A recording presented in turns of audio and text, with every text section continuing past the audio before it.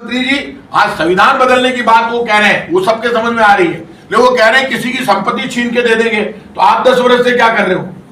आपने तो जो कानून बनाया, आज मुकेश अंबानी की संपत्ति कितनी जबरदस्त बढ़ गई। तो आपने तो अंबानी और अडानी को बनाया, आम आदमी की संपत्ति तो बढ़ी नहीं, लेकिन अंबानी की संपत्ति बढ़ गई, आम आदमी की संपत्ति तो घट गई। बेरोजगार तो हर एक घंटे में 4 आत्महत्या कर रहे हैं। आज आइए अंबानी की, अखबारों में छपा है 1 लाख करोड़ का राजस्व बढ़ गया, 10 लाख करोड़ की प्रॉपर्टी होगी, तो आपकी मेहरबानी सी हो गई। और 15 लाख करोड़ के आपने उद्योगपतियों के कर्जे माफ कर दिए, आपने किसान का कर्जा माफ नहीं किया, आपने नौजवान का 2 लाख 5 लाख का कर्जा माफ नहीं किया, आपने उद्योगपतियों के 15 लाख करोड़ के कर्जे माफ किया। आप जवाब दो उस पर। आप विदेशों में जाकर पैसे बांटे, उसका जवाब दो। डॉलर के मुकाबले रुपया पिट गया, उसका जवाब दो। 92 रुपए का एक डॉलर के मुकाबले 92 रुपए हो गए, 38 रुपए था मनमोहन सिंह जी के टाइम। तो बड़े तरीके से काम किया, उसमें कोई दिक्कत ही नहीं, एक साथ ही निपटाया। वो भी दिमाग का खेल है, उनमें इतना दिमाग है तो आप भी दिमाग पैदा करो।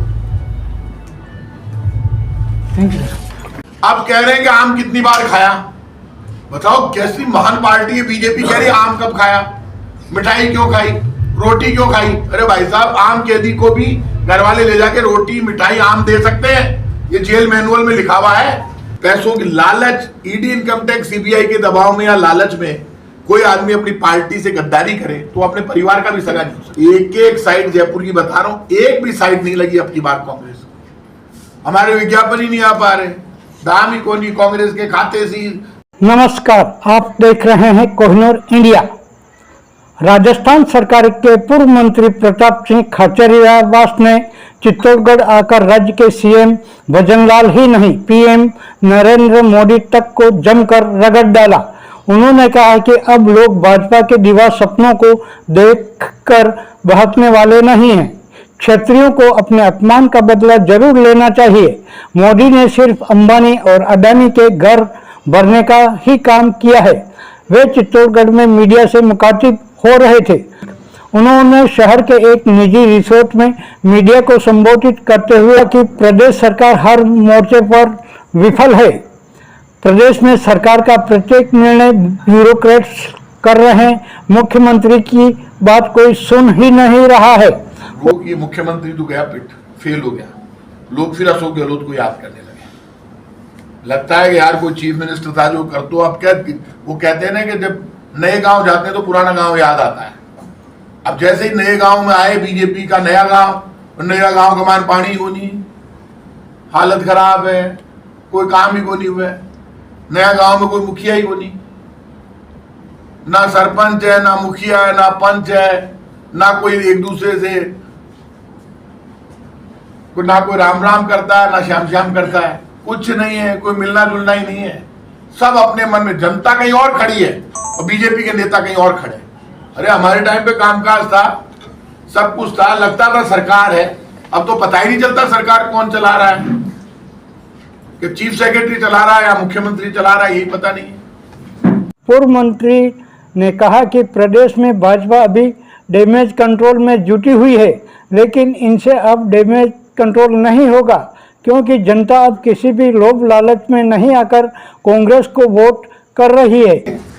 लेकिन भाजपा डैमेज कंट्रोल करने में लगी। अरे भाजपा का डैमेज कंट्रोल हो गया, भाजपा डैमेज कंट्रोल करती रहे, लेकिन मैं क्षत्रियों से कहूंगा कि यदि ये भाजपा के ऐसे नेता आ रहे हैं जो खुद का कुछ नहीं भला कर सकते, हम तो जैसे भी हैं, हारे हुए हो चाहे जीते हो, लेकिन प्रताप सिंह खाचरियावास जब निकलता है ना तो कांग्रेस और बीजेपी दोनों का इलाज करने की ताकत रखता है। ये दुनिया जानती है, सरकार चाहे कांग्रेस की हो चाहे बीजेपी की। जब भी मैं सड़क पे निकलता हूं तो फिर ये चिंता नहीं करता कि राजस्थान का मुख्यमंत्री अशोक गहलोत है या राजस्थान की मुख्यमंत्री वसुंधरा राजे है या भजनलाल शर्मा, तब मैं लड़ता हूं।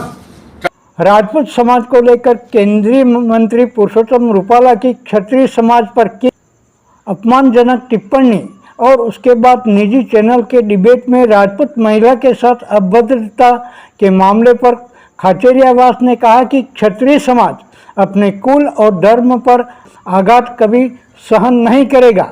ऐसे मामले में भाजपा को माफ़ी मांगनी चाहिए, लेकिन माफ़ी मांगने की बात पर भाजपा अपनी तौहीन समझती है। इसलिए क्षत्रिय समाज को इस अपमान का मुंह तोड़ जवाब देना चाहिए। मेरा मानना है कि क्षत्रिय कुल का, धर्म का अपमान हुआ है और जिस तरह का अपमान भाजपा ने किया, भाजपा को जवाब देना चाहिए था, माफी मांगनी चाहिए थी। आज तक भाजपा के शीर्ष नेतृत्व ने क्षत्रियों का नाम लेकर माफी नहीं मांगी है। जो पार्टी माफी मांगने में खुद की तौहीन समझती है, क्षत्रियों मौका है, उसको सबक सिखाओ। इतना घमंड नहीं होना चाहिए। चाहे समाज की बात हो, चाहे जवान की, चाहे किसान की, चाहे गरीब की, चाहे पीड़ित की, चाहे दलित की, चाहे राजस्थान की। फिर मैं ये नहीं सोचता मेरी पार्टी मुझे क्या कहेगी, मैं लड़ता हूं और मेरे में दम है। आज भी कांग्रेस की सरकार बनेगी तो कांग्रेस की सरकार से मैं लड़ूंगा। मेरा आदमी कहेगा, मुझे चित्तौड़ का आदमी आकर कहेगा कि आपकी आवाज पर हमने वोट दिया है, उसकी आवाज पर भी मैं लड़ूंगा। मैं परवाह नहीं करूंगा फिर कांग्रेस की। पहले वोटर का सम्मान होगा जो हमारे कहने से वोट देगा, और ये कहीं दिखाई नहीं देंगे, कल घर पे मिलेंगे ही नहीं। क्या है, किनके भरोसे कूद रहे हो, कौन है ये? खाचरियावास ने कहा कि समाज के लिए वह खुद कांग्रेस और भाजपा से भी लड़ सकते हैं और हमेशा समाज की बात करते हैं। प्रधानमंत्री मोदी को लेकर खाचरियावास ने कहा कि मोदी ने अंबानी और अडानी का ही घर भरा है, जबकि देश पर बेरोजगारी और महंगाई भारी पड़ रही है।